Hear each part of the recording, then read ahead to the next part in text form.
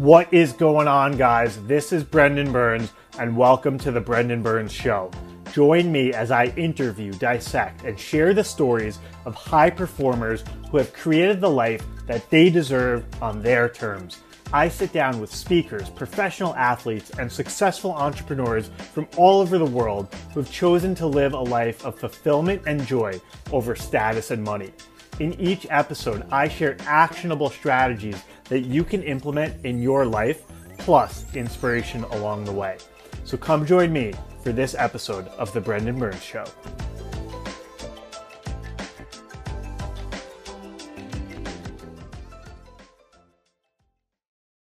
Ladies and gentlemen, welcome to another episode of The Brendan Burns Show. Joining us today is Hale Dwoskin, who has dedicated more than 4 decades to teaching and sharing the Sedona Method, which helps people alleviate their suffering and discover the truth of who they are. Hale is the author of the New York Times bestseller, The Sedona Method, and the co-author of Happiness is Free and It's Easier Than You Think with Lester Levinson. He is one of the featured teachers in the book and movie phenomenon The Secret, as well as the featured teacher in The Greatest Secret. He is also featured in the movie Letting Go. Hale is the Director of Training, Chief Teacher, and Spokesperson of Sedona Training Associates, an organization created to promote the emotional releasing techniques inspired by his friend, mentor, and teacher, Lester Levinson. He is also a founding member of the Transformational Leadership Council. Hale, welcome to the show. Oh, thank you. Thanks for having me. It's my pleasure. No, thank you. And just to give the listeners a bit of context, I discovered you through a Jack Canfield seminar, and your trainings that you carry on and teach have changed my life very deeply. Oh, I'm glad to hear that. That's wonderful. Yeah. So before we get into this Sedona Method and your strategies, I'd love to hear a little bit about your background, and did anything happen in your past that maybe drew you to a desire to heal or get involved in personal development? And if not, still interested in where you're from and what the background was like. Born and bred in Brooklyn, New York, and grew up in New York and Manhattan. Then I moved to Arizona, where I lived about 30 years. And I recently moved to Washington State, which has been a nice change. And I was attracted to self-improvement and spirituality as a teenager. And whenever I did anything, it was not just as a participant. I always ended up facilitating in some way or doing organizing. I just jumped into it. And I met the Lester Levinson, the man who inspired this work, back in 1976 at a seminar that I had organized for another seminar leader. And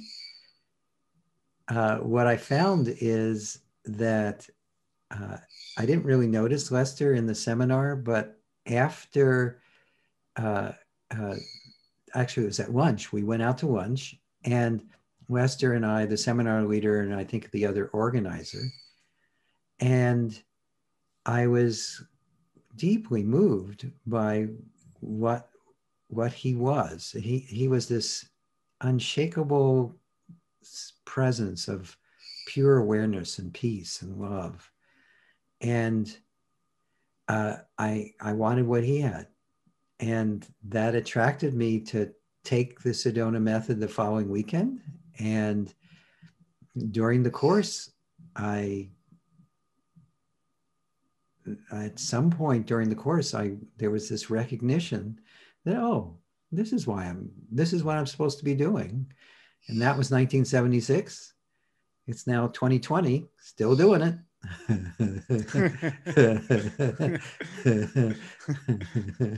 That's amazing. When you say I wanted what he had, is there a way to put in words what you yes. felt like he had? No, I've only experienced this with a few teachers, and Lester was the first that I experienced it with. He was just a living embodiment of unshakable peace, happiness, equanimity. You could tell that some of this I noticed right away, and some of this I noticed is spending time with him. But being with him was like being with a good friend who was also always calm, always happy, always looking out for your best interest, not self-involved ever, never put himself first. And he had this strong desire to help what he saw as the rest of him, because he didn't see any separation, discover what he had discovered. And there was just something about it that left me deeply moved. When you talk about these qualities, I'm going to throw in a question that might be a bit off tangent or off go track, for it. because I want to get into the Sedona Method. Hey, Obviously, tangents can be fun. Exactly. They make it interesting.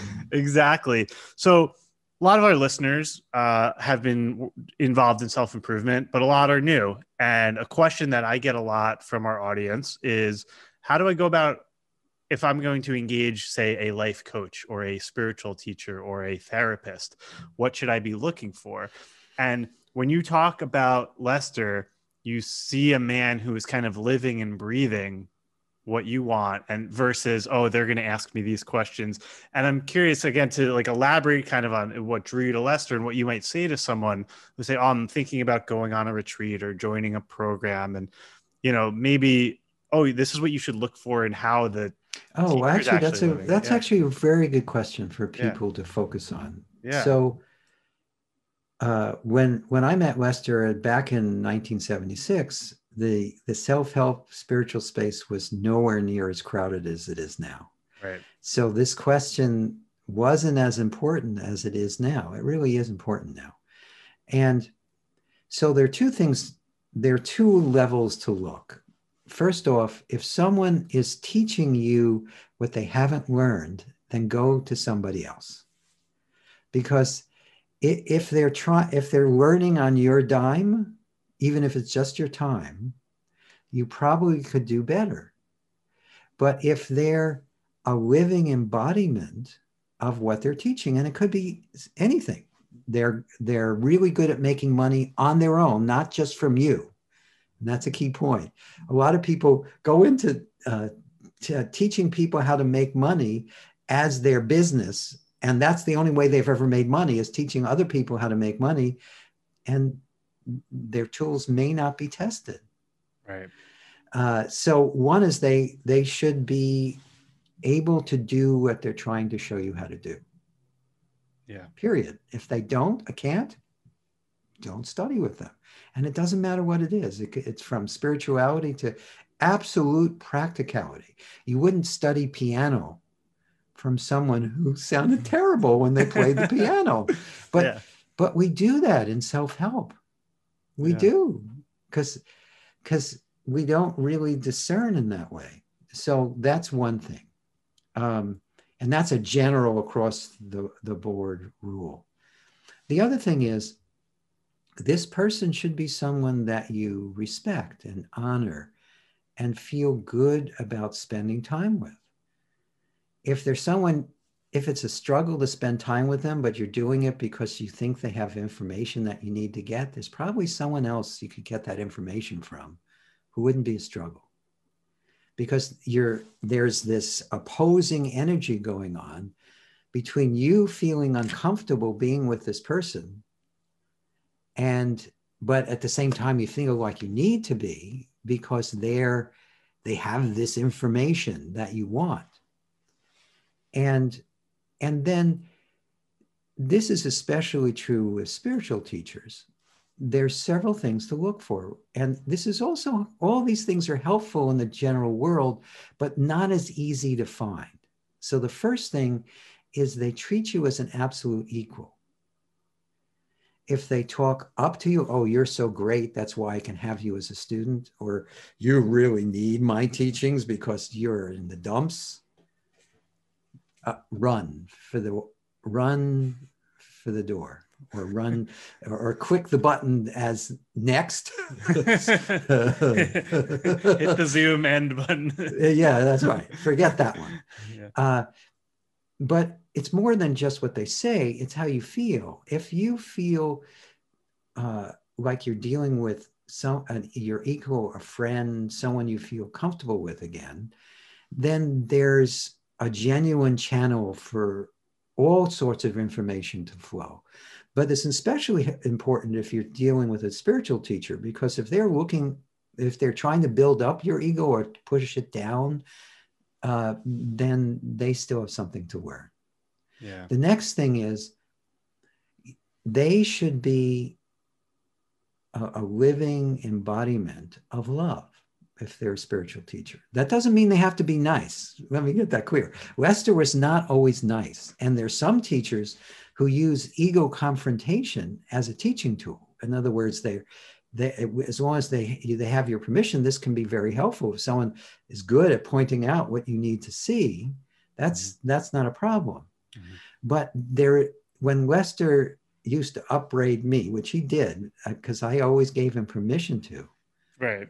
And he didn't do that with the general public, but I had this incredible, fortunate life where I got to spend a lot of time with him because I was wanting to help others, so he was wanting to help me. And so there has to be this background of love. If it's not there, the only exception is if they're even beyond love. And most people listening to this don't need to worry about that. I've met teachers who are in India, for instance, who are called avaduts. And they're so beyond the human experience that you don't feel love, you just feel the vastness. Although they're definitely incredibly loving, that's not what you feel. But at the same time, love can be faked by someone who's good at it. So it has to be it's not oh, you're so wonderful. It's the feeling in the background. And then the other thing to look for is how you feel with them. Does it inspire you to want to grow? Does it inspire you to want to honor and respect and love yourself? Does it inspire you to be more caring and giving towards others? Not from the rules they set out, but just from being with them. And if you start to feel peace, that peace is also another indicator. If you're with a genuine teacher, you can't help but feel this sense of sweetness and peace and light and love. And in varying quantities, depending on the teacher, because every teacher has their own persona. They're not all the same, but you should look for all those. Now, those last ones, if you're studying the piano, you might not find, or if you're studying how to make more money, you may not find. But if you're looking for someone who's going to help you on the spiritual path, then make sure that you find that.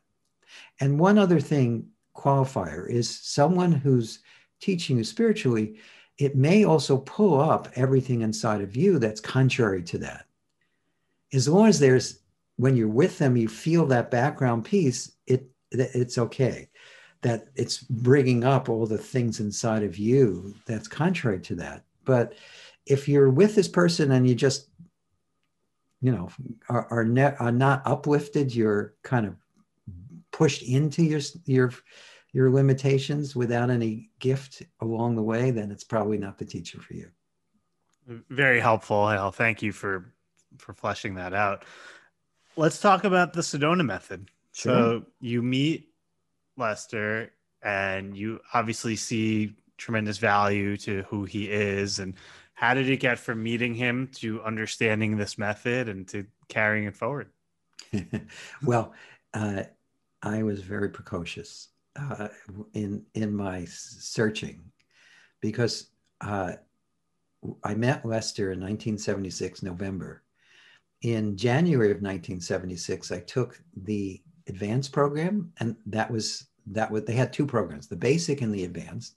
We had three. And then I got permission, because I was, again, being precocious, to take the teacher's training in February of 1977. But I didn't get into teaching that much right away, because I needed to test it out in my own life. It was years later in 81 where I was invited into a more extended teacher training program and started leading workshops and then leading courses. And then in 1992, I think it was, or three, I don't remember the exact date. The then director of training left the organization, and Lester, I was in work helping Lester with some things he needed done in Sedona, Arizona, and the headquarters was in Phoenix.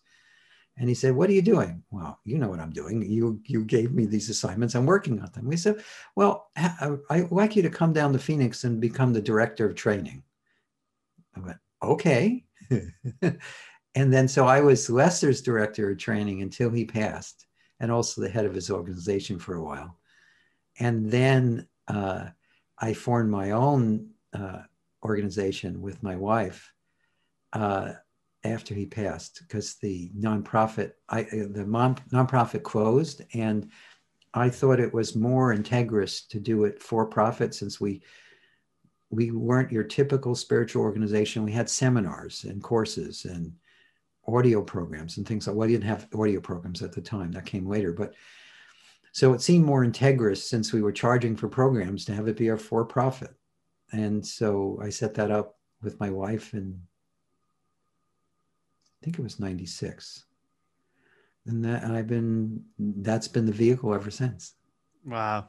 And so Lester's teachings, did he have a variety? Because in my experience with your teachings, it's very focused on this releasing method, and I'd love if you're open to it to model it. And oh yeah, I'd love to do that. Yeah. But I'm curious, did he have other teachings and you said, "Oh, this releasing thing, that's where I want to go all in on"? Or was he sort of like you, where he saw the immense value of the Sedona method, of this releasing technique, and he primarily taught on that? Well, actually, it was interesting. He didn't really do the teaching. He always wanted someone else to teach. At the time, there was a woman who was the main teacher when I took it. And he trained her, but he didn't want to be in the seminars. He would come in and maybe speak for half an hour. But he really wasn't into leading. He didn't like being in front of the room. He preferred other people in front of the room. But at the time, there are many recordings of Lester from the 60s. And then he spoke to small groups, really small, like 10, 15 people or smaller, 8. And he'd just speak about truth. It was his version of satsangs. They weren't called that. They were just called meetings. And he had his own unique way of expressing truth. But in the early 70s, and the people in these groups were really saw a lot of positive changes, but he noticed, and the main tool he taught them was meditation. And he helped people get so quiet that they could meditate 8 hours at a time and go into samadhi, which is just a very pure, profound meditation. But he knows they weren't still moving. So we started looking for something that would be even more powerful than that. And working with some of his students, the beginnings of the Sedona Method was created. And once he discovered this new way of helping people, all focused around letting go, he dedicated the rest of his life to that.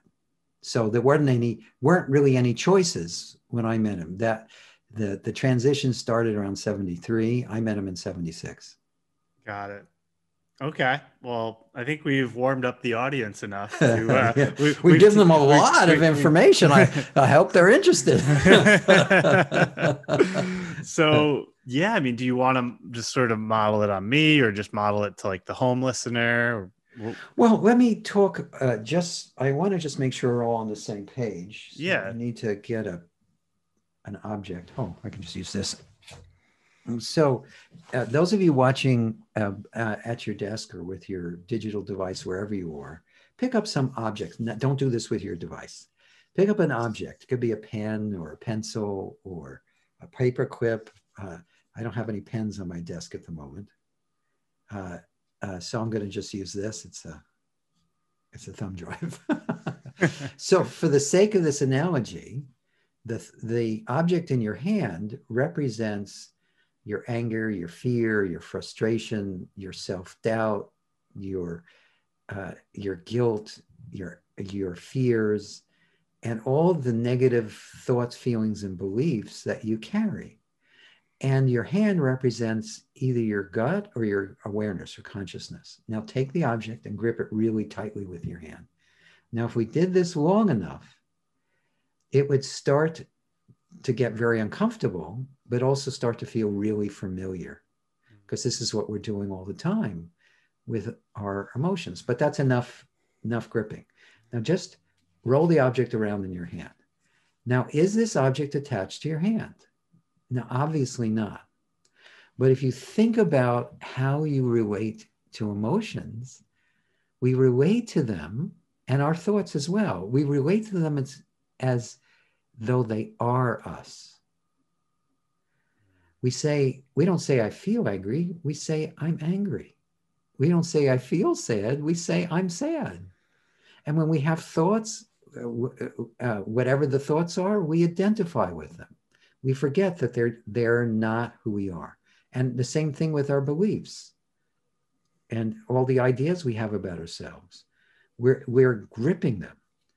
But there is attached to this, as this object is attached to your hand. So now turn your hand upside down and just let the object go. That's what we mean by letting go. And it really can be that easy. It's just a choice. And people don't usually tell you that. They usually tell you you've got to work up to it, and you've got to re-experience all the traumas you had as a young child. You've got to tell the story about why you feel the way you do. Yeah. And all of that, in my experience, gets in the way. I mean, for instance, in therapy, it's very helpful. And I'm not dissing any other tools. All tools that point in this direction are useful. But what's unique about the Sedona method is we've boiled it down to the simplest of the simple, because that's what works the best. If it's complicated, it's hard to do. And young children do this naturally. Do you have any children? Not yet. Not yet. But I'm sure you've seen young children do this, because I've yet to meet someone who's ever been around young children who's not seen this. They'll fall down and then look around to see if they need to be upset. And if they don't catch anybody's eye, they get up like nothing happened. They catch mommy or daddy or an adult's eye, and it's like, oh, it hurts. And mommy, daddy kiss it. They get one kiss and they're fine. Or they have a knockdown, drag out fight with their best friend, and they say, I'm never going to talk to you again. I'm never going to play with you again. And then they drop it. And 10 minutes later, they're playing again together like nothing happened.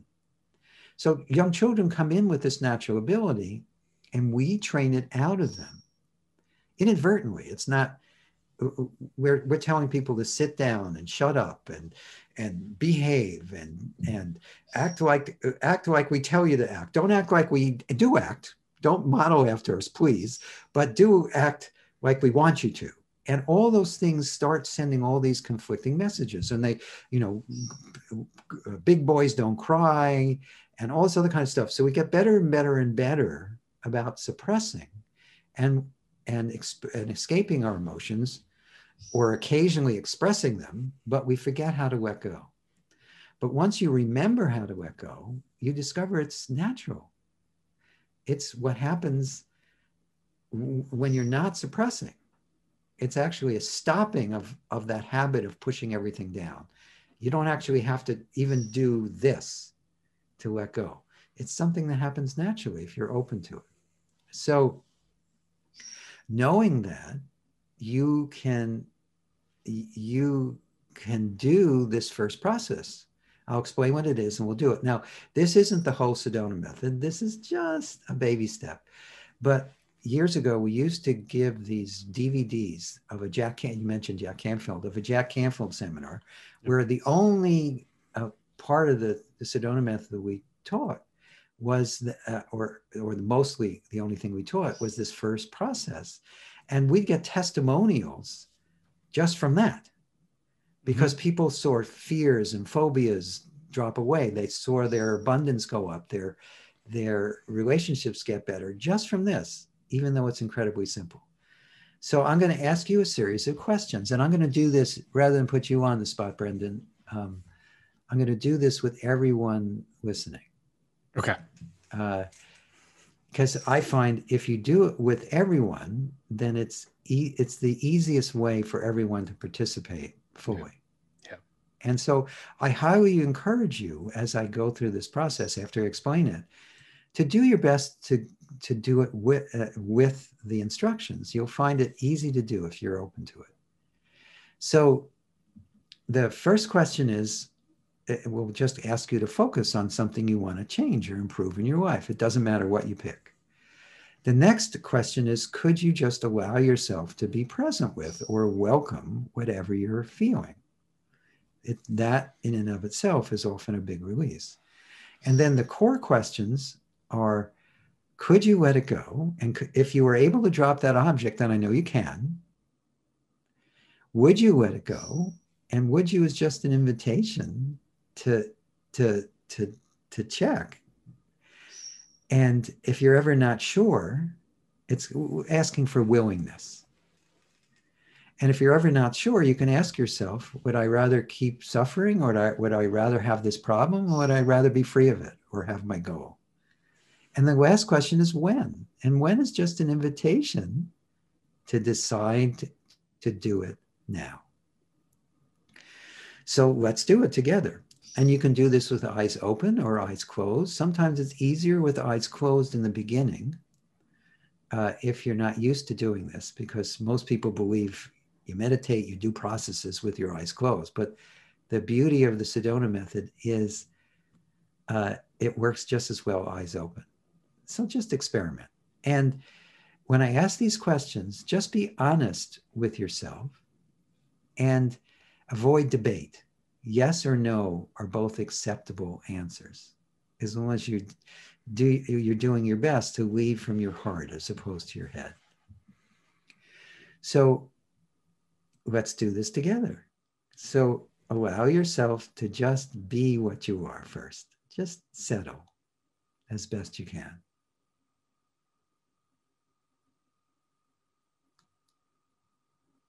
And then allow yourself to think of something in your life that you'd like to change or improve. It could be something with your relationships, something with your health, something with your wealth. It could be something about just how comfortable you are in life. And it could also be about where you believe you are spiritually. And then could you welcome whatever that stirs up inside of you? Could you just be present with it? Notice it, allow it as best you can. And then as best you can, just for now, could you let it go? Just could you?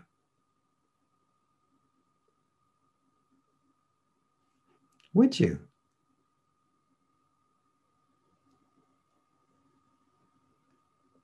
When? Now we'll run through this a couple more times. But you may have felt something on the welcoming. You may have something let go. You may have felt something let go on could you, would you, or when. Or you may have saved it all up for when. Doesn't matter. And you may not be sure yet, and that's okay too, because we have a lifetime of practice since we were very young at suppressing and expressing.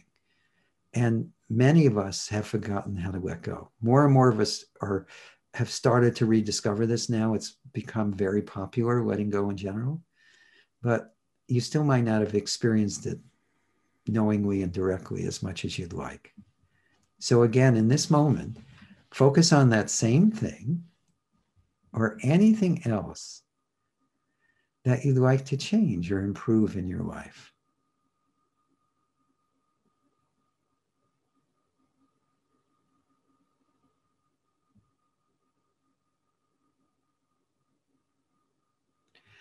And then could you just welcome whatever it stirs up inside of you? Be present with it. Notice it. Allow it as best you can. And then as best you can, could you let it go? Just could you?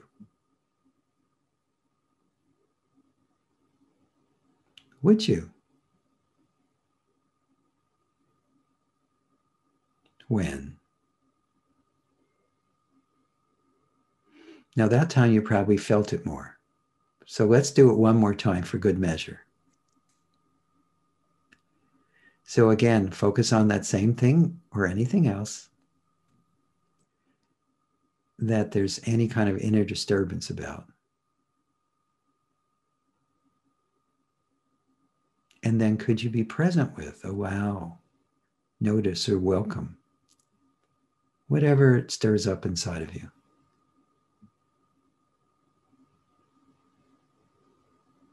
And then as best you can, just for now, could you let it go? Just could you? Would you?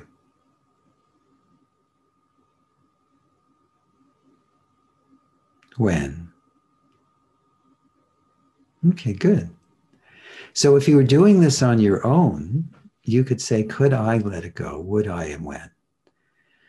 Or you can use you. Either one is fine. So that's just a little taste of the very beginnings of the Sedona Method. And I would highly encourage you to use this in your life. Whether or not you want to do anything more with this, experiment with this. Yeah. Thank you, Hale, for sharing that. Just to give the listeners a little more feedback, I've been doing this every day for a few years, I was telling you, and it's been immensely valuable, if not the most valuable meditation or releasing technique I've ever seen. So I'm just want to give that a huge endorsement to the people listening from personal experience, and then follow up by asking you, can you do this too much? How should you do it should you do it every day? Should you do it morning and night? It's like, all right, doctor, what's the prescription? The prescription is follow your own heart with this. Let your heart lead you. And at the same time, we're always doing something with our emotions without realizing it. We're either suppressing them, expressing them, or letting them go. So if you're experiencing something that's unpleasant, you might want to experiment with it in action, especially. And the easiest way to let go in action is to just welcome or allow or be present with or notice or even observe the thoughts and feelings as they arise. When you welcome what arises moment to moment, you don't have to think about it. It can become second nature, and you'll find yourself naturally doing this more and more throughout the day. So you won't even need to take time out to do it. But I highly recommend that once you really get into this, use it often. You'll find that the more you use it, the easier it gets, and the more profound the results. Does this work on illnesses, sickness, tension? I remember Jack Canfield saying he wanted to go to some party really badly. Right, I know. He always tells that story. And he got sick. We were going to what's her name now? We were going to, I can't remember her name, but we were all invited to this birthday party of a friend of ours, Jack and me, and Deepak Chopra was there. There were a lot of people in the self-help space. And Jack really likes hanging out. So he really wanted to go. But his wife came and he didn't. And so I called him up. I said, what's going on, Jack? He said, well, I am getting a cold. I don't feel well. I said, well, would you like to release it? And he said, you can do that? And I said, well, yeah, I'm not being playing doctor with you, but or taking the place of a doctor, but I can show you how to release the emotional content and the symptoms, and we did actually just this process, the one we just did on the symptoms, and within 5 minutes he felt fine. And then he was disappointed he hadn't gone because it was too far for him to then travel to and then be at the party. Right. That's powerful. I also wanted to ask, and obviously don't need to go through this now. We can give listeners links to your programs online, but I went through another program where there was releasing, and then you tied it into, well, is this from approval or is this from the desire to control? Oh, yes. And I The found out, ones. Yeah. So one of the things that we do is we've just, Lester actually discovered this. It's even in his early teachings before it was formalized into a system. But he realized that there were these motivators that motivate our suffering. And one is, we really want to change everything. We want to control it. We want it to be different than the way it is. Instead of being in acceptance and allowing what is to be and working with it as it is, we're railing against the machine constantly. And that causes tremendous stress and tension and anxiety within the body-mind mechanism. The other thing is, we forget that love is our basic nature. Love comes from inside. It doesn't come from outside. So what happens is we go looking for it in all the wrong places. And when we're looking for love in all the wrong places, we don't find it.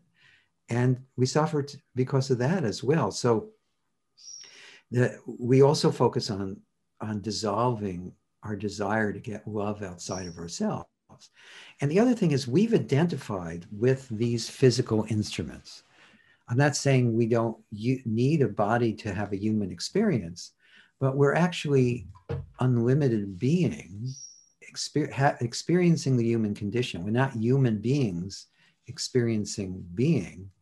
We are the beingness that allows for all to appear. And so the holdback there is a belief that we are a body. And when we believe that we are a body, then everything else on the planet is a threat. And so we never really are fully relaxed, even if we're alone at home with no one else around, sitting on a comfortable couch watching TV. There's this background tension that most people experience all the time because of this fear of dying. Or of getting hurt, or of losing something important.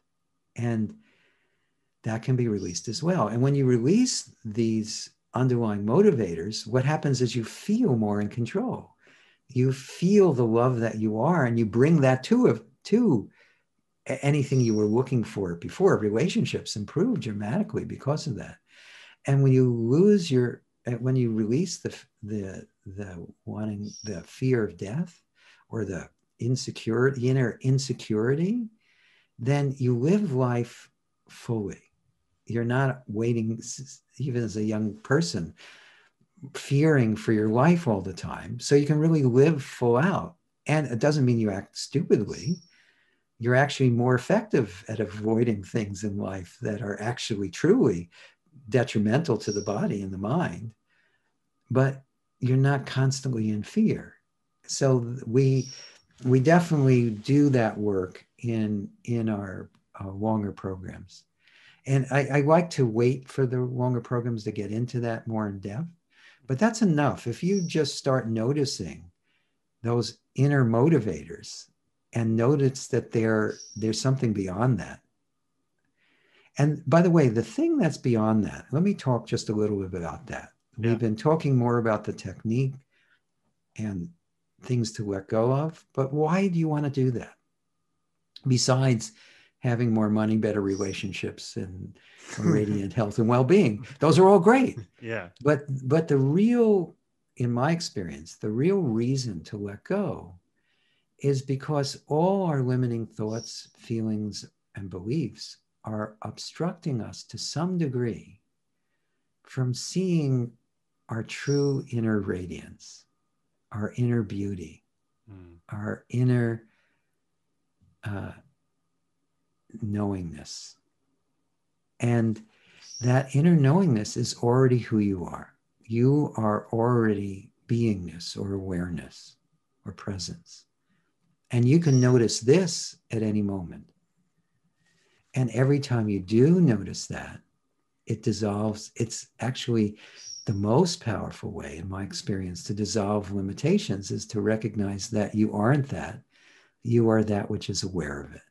And so that is, in my experience, that's why I took the Sedona Method. All the other stuff that I've gotten through the years was bonus. The main thing is this living sense of awareness or beingness or isness that is the source of it. Also could be called stillness or love or beauty. And that's at the core of everyone listening to me right now.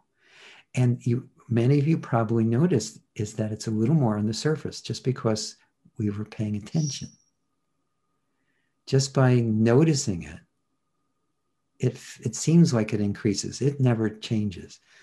It's just the noise subsides a little, and that which you truly are shines forth. When did you realize this? Was this early in your studying with Actually, Lester?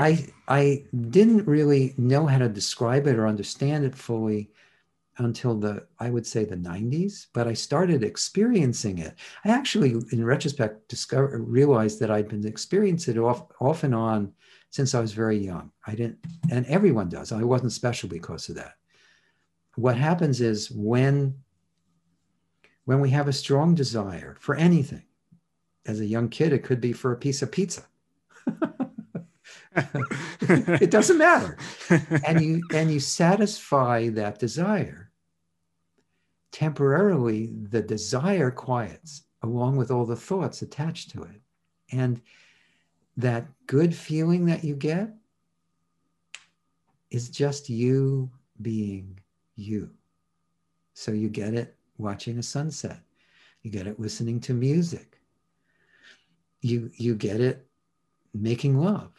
But what we don't realize is the goodness in all those things. Not that any of those things are bad. Go for it with gusto. But we mistakenly think that it comes from the person, place, or thing. And it comes from having to satisfy the desire. But it comes from just your true self shining through. That's your true source of happiness.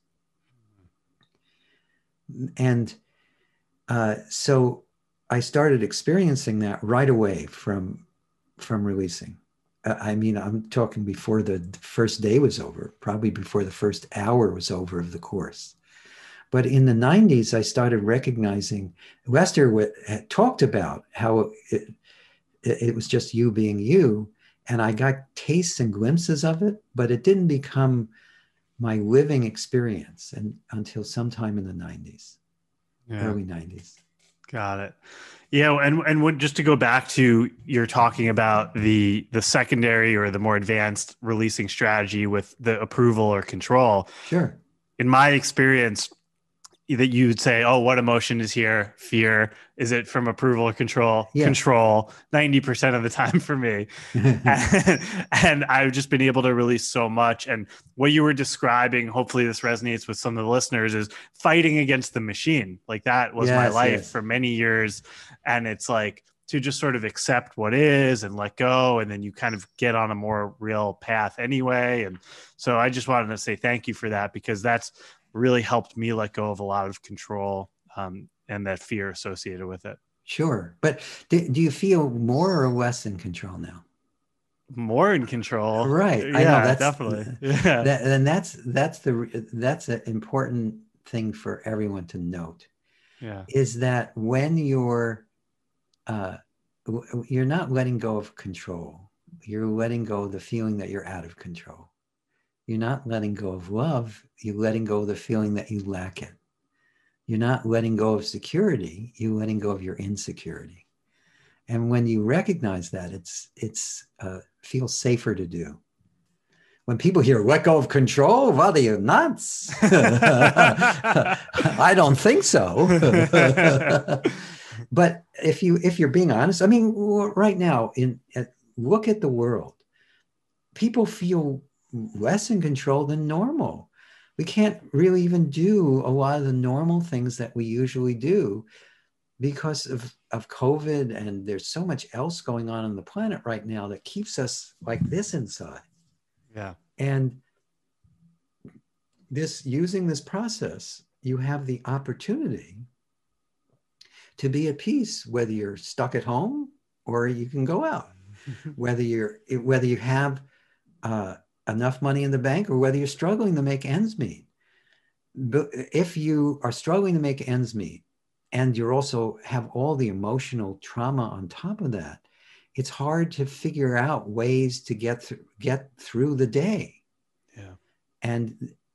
But what happens is when you let go and when you recognize that which you truly are, you find yourself naturally doing things that are in a way that's more beneficial, not just for you, but for everyone you care about. And it's natural. It can be actually effortless. That word effortless resonates with my experience of your teachings. And I also have noticed that my intake of alcohol has gone down. I eat healthier. I'm just more at peace by practicing your techniques. And I saw a quote once from a philosopher, Blaise Pascal. He said, all of the problems of the world would be avoided if a man could sit comfortably and quietly alone in a room, something right. of that nature. Yes, yes. And so I feel like I'm able to sit alone and not need these distractions and TV and social media as much through this process. Is that common from other people? It's again, the most universal thing is that people feel happier, quieter inside, more relaxed, more comfortable in their own skin, more self-fulfilled, self-nurtured, satiated. Yeah. And also it's very, very common.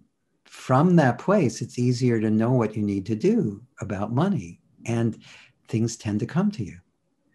From that place, you're easier to relate to, so relationships go better. From that place, you're not sabotaging your body's healing mechanisms, and you also, just as you said, are attracted to things that are healthier, and you don't feel like you're giving anything up.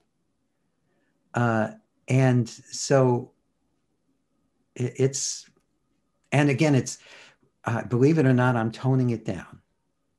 And I have to do that because one of the problems is most self-help things are about one thing, like making more money or having better relationships. And there's nothing wrong with that. I know experts. I mean, Jack is an amazing expert at success. Yeah. If you want to study the what to do about success, Jack Canfield is your go-to person. Yeah. At least it should be one of your top go-to people. Yeah. So it's hard to imagine that one technique could affect all these areas. But because we often already know what we need to do, but aren't doing it, we're getting in our own way. Mm-hmm. When you get out of your own way, then you naturally can do what people like Jack tell you to do, or people like John Gray, or what's her name? Oh, well, there's so many experts. I was going to talk about a relationship expert. Right, yeah. But a lot of people give you incredibly good advice, but you find that you're not following it because you're getting in your own way. So this is a way to get yourself out of your own way. Yeah. I would just propose that knowledge sharing is extremely valuable, but this is more of an embodied physical, emotional, spiritual experience that I would say can go deeper into all of your body mind connection. in my experience, at least. Yes, no, that's been my experience, but Yep. it's not a substitute. I mean, again, you Yeah. can be very blissed out, but if you don't know what to do to make money, Yeah. yeah, you still might not make any. Yeah. Absolutely. That's well So said. so Yeah. they go in harmony. Yeah. The information and the context should be in harmony, Yeah. in my experience. Absolutely. Um, Obviously, want to make sure there's time to talk about your books, your programs, link sharing. But just first, like, what would you recommend if this episode resonated with a listener right now and they went to your website, sedona.com? I'll share more links as well. But where would you point them to first, like in terms of a Well, it program? depends. It depends on what you're interested in. The Okay. simplest place to start is we have a 6-video audio program called Letting Go Made Easy. Okay. Because again, we're into ease, and it's very reasonably priced. I think it's only $100 for the 6 videos, and it teaches what we covered today, but a lot. It teaches you how to make more money by letting go, how to have better relationships by letting go, how to increase your health and well-being by letting go, and also how to see through your limitations to that underlying peace and truth and light and love that's right within you. So that one program does all of it. So that's a great place to start. If you're not up for doing a program, then there are 2 books I would recommend. Actually, 3. They're actually right behind me. One is Rhonda Byrne has a new book called The Greatest Secret. And it's about discovering the truth of who you are. Mm-hmm. That's the whole focus of the book, and it's has many teachers in it, including myself and Lester, sharing their unique way and Rhonda's unique way of looking at this topic. And it's nice to hear it through many voices, all pointing at the same thing. It gives it more clarity and more authority, because it's not just one person saying it. It's a whole group of people, and they all say it in their own unique way. So it really helps. So The Greatest Secret is a book I would recommend. So I'm fine if you, even though it's not my book, it's Rhonda's book, I'm happy if you put that as a link on the page below, but on the notes for the Show notes. podcast. Yeah.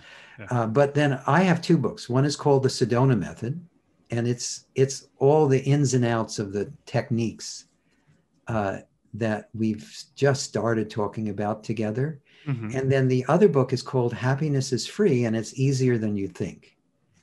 And that book is quoted 65 times in Rhonda's book. And it's, or more, it's at least 65 times. And what that book is it's how Lester used to teach before we had the Sedona Method. It's his talks, 35 either aphorisms or sayings from him, or whole talks from him. And then at the end of each one, I share a releasing exercise or perspective that will help you apply it in your life. So that's also a very powerful book. And I just re-released it as used to be 5 separate books. And I combined them all into one book, and then added all mostly new releasing explorations at the end of each session with Lester, and a nice long description of Lester's process. People like to hear about people's process.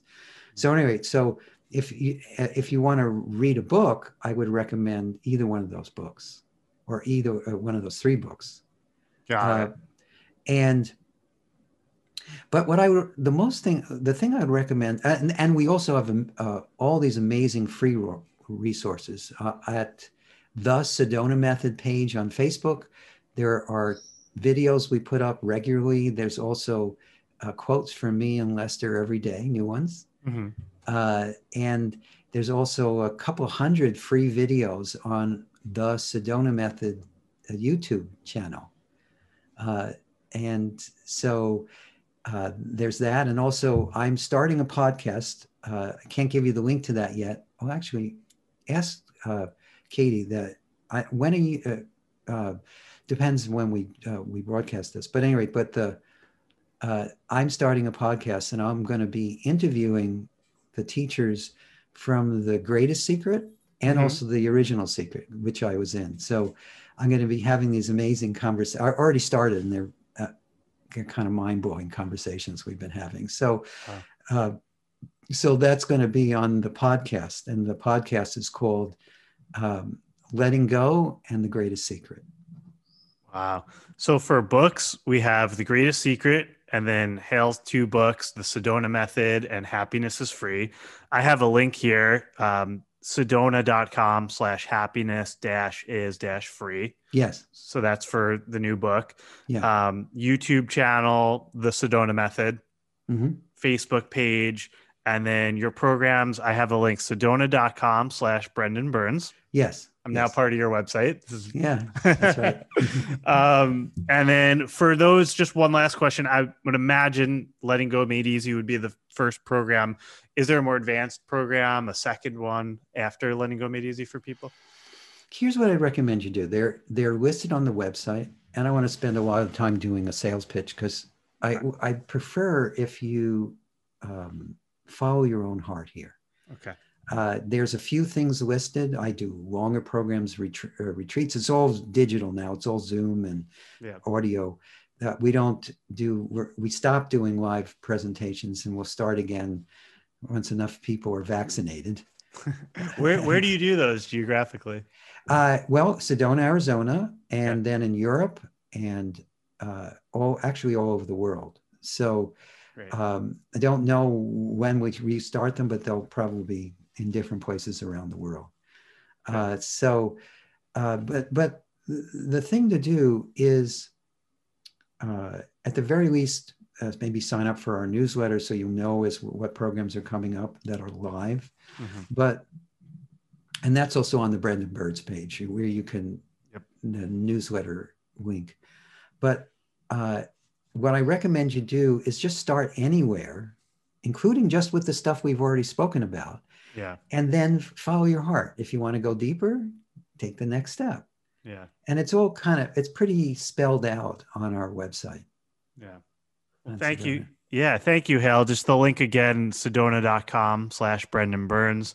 The reason why I've asked so many questions is less about sales and more because I'm just so genuinely interested in all of the above. Like I said, as someone who has so benefited from your process and system. So. Well, I appreciate it. Thanks. Yeah, you're welcome. Anything else that you want to leave our audience with? Oh, sure. I'll just quote. Well, here's what I just want to leave everyone with this.